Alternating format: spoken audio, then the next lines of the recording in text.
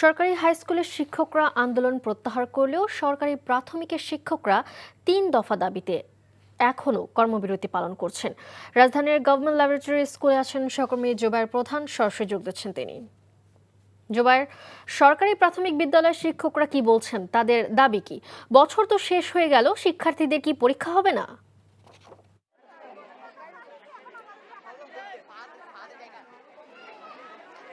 মালিহা, 2 দিন বিরতির পর আজকে কিন্তু সরকারি মাধ্যমিক যে বিদ্যালয়গুলো রয়েছে সেগুলোতে আজকে পরীক্ষা এবং ক্লাসের যে কার্যক্রম সেটি শুরু হয়েছে।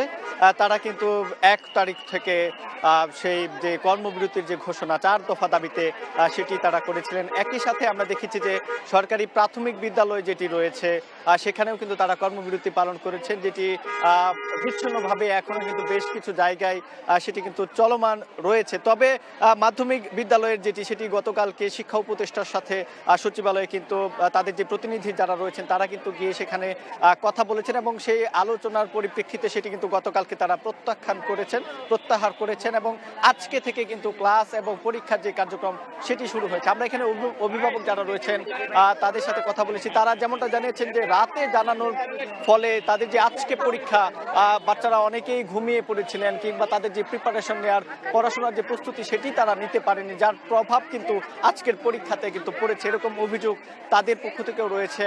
জানিয়ে রাখি, 4 দফা দাবিতে তারা যেটি বলছিলেন যে সহকারী শিক্ষক পদে যারা রয়েছেন তাদেরকে যে ক্যাডার পদে শিক্ষা ক্যাডার হিসেবে, সাধারণ শিক্ষা কেন্দ্রের যে ক্যাডার হিসেবে তাদেরকে পদোন্নতি দিতে হবে। একই সাথে তাদের যে পদোন্নতির যে বিষয়টি সেগুলো কিন্তু তারা জোরালোভাবে উপস্থাপন করেছেন। তো মালিহা, ল্যাবরেটরি যে স্কুল অ্যান্ড যে স্কুলটি রয়েছে সেখান থেকে এই ছিল আমার কাছে সবশেষ। জানছিলাম স্কুলগুলোর খবর।